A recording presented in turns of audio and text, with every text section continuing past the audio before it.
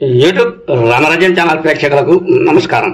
ఈరోజు ప్రధాన అంశం ముఖ్యంగా పులివెందులలో ప్రశాంతమైన వాతావరణంలో ఎన్నికలు జరిగాయి అనే అంశంపై విశ్లేషణ.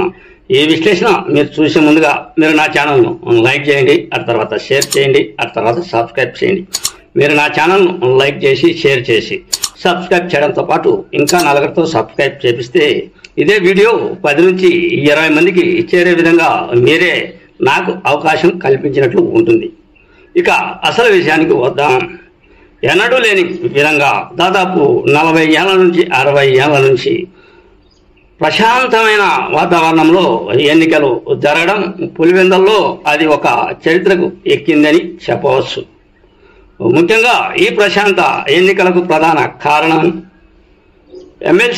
మాజీ ఎమ్మెల్సీ అయినటువంటి పులివెందుల తెలుగుదేశం ఎమ్మెల్యే అభ్యర్థి అయినటువంటి బీటెక్ రవి, అదే మారెడ్డి రవీంద్రనాథ్ రెడ్డి.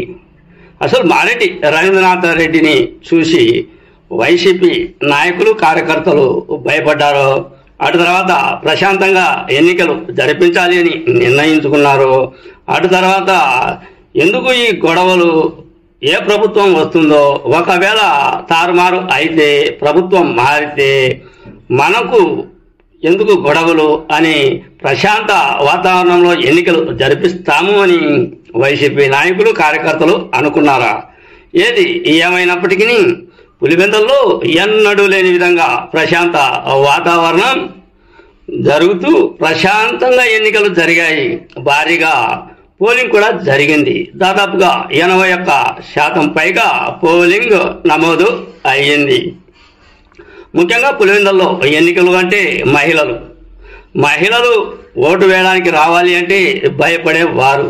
కానీ ఈసారి మహిళలు భారీగా క్యూ కట్టారు. ఉదయం 7 గంటల నుంచే భారీగా క్యూ కట్టి పోలింగ్ రోజు హాజరు కావడం ఇది ఒక పెద్ద చరిత్ర అని చెప్పవచ్చు. ఎందుకంటే గతంలో ఎప్పుడు బాంబులు విసురుకుంటారో, ఎప్పుడు దొంగ ఓట్లు వేయడానికి ప్రయత్నిస్తారో, ఎప్పుడు గలాటలు జరుగుతాయో అని భయంగా ప్రతి ఎన్నికల పోలింగ్ జరిగే విధంగా పులివెందులలో ఉండేది. అందుకే మహిళల సైతం ఓటు వేయడానికి రావాలి అంటే భయపడే వాతావరణం అప్పట్లో ఉండింది. కానీ ప్రస్తుతం ప్రశాంతమైన వాతావరణంలో మహిళలు కూడా వారి ఓట్లను వేసేందుకు ముందుకు నడిచారు. ఇది పక్కన పెడితే గతంలో ఎన్నికలు జరగాలి అంటే ముఖ్యంగా వాళ్ళే ఓట్లు వేసుకుంటారులే, మనం ఎందుకు క్యూలో నిలబడి ఊరికి అనవసరంగా టైం వేస్ట్ చేసుకోవడం, మన ఓట్లు వాళ్ళే వేసుకుంటారు, మనం ఎందుకు బూతుల వద్దకు వెళ్ళాలి అని నిర్లక్ష్యం కూడా పులివెందుల ఓట్లలో ఉండేది. కానీ అది కూడా తొలగిపోయినట్లు ఉంది.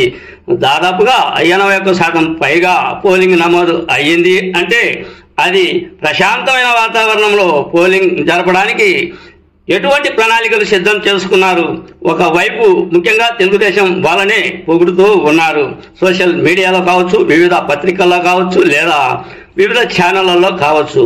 పీస్ఫుల్గా పులివెందులలో ఎన్నికలు జరగడానికి ప్రధాన కారణం తెలుగుదేశం అభ్యర్థి అయినటువంటి బీటెక్ రవి, అదే మారెడ్డి రవీంద్రనాథ్ రెడ్డి చొరవే అని అందరూ చెప్పుకుంటూ ఉన్నారు.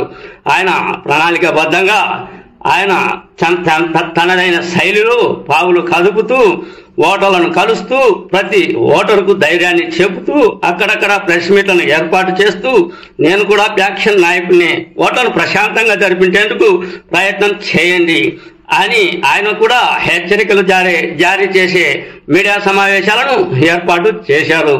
అందులో భాగంగానే పులివెందులలో ప్రశాంతంగా ఎన్నికలు జరిగాయి అని, అది కాక ఎందుకో బీటెక్ రవి మీద పులివెందుల ప్రజానీకం కూడా నమ్మకం ఉంది అనేది నిరూపించినట్లు ఉంది.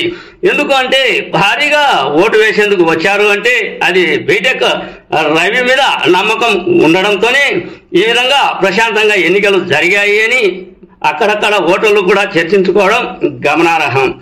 ఏది ఏమైనప్పటికీ పులివెందులలో ఫ్యాక్షన్ ఏరియాలో ఎప్పుడు చూసినా గొడవలు, ఎప్పుడు చూసినా హత్యలు, అటు తర్వాత దొంగ ఓట్లు, సైక్లింగ్ ఎక్కువ జరిగే ప్రాంతంలో పీస్ఫుల్గా ప్రశాంతంగా ఎన్నికలు జరగడానికి ప్రధాన కారణం బీటెక్ రవిని హీరో అని తెలుగుదేశం నేతలు పొగుడుతూ ఉన్నారు. ఆ తర్వాత ఇతర ఛానళ్లలో కూడా బీటెక్ రవిపైనే దృష్టి సారించి బీటెక్ రవిని హీరో చేసేందుకు ప్రయత్నాలు కూడా కొనసాగుతూ ఉన్నాయి.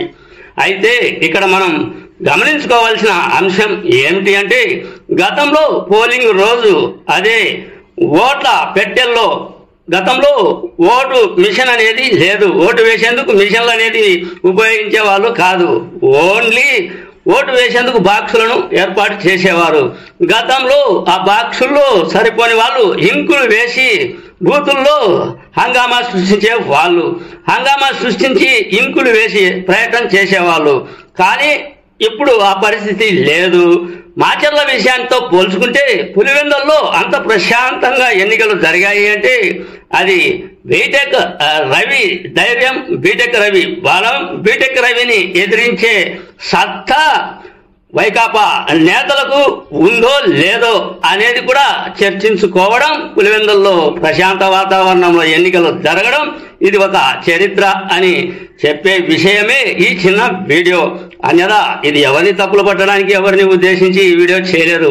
తప్పులు ఉంటే క్షమించగలరు. మీ సీనియర్ జర్నలిస్ట్ దేరంగల కృష్ణయ్య. నమస్తే.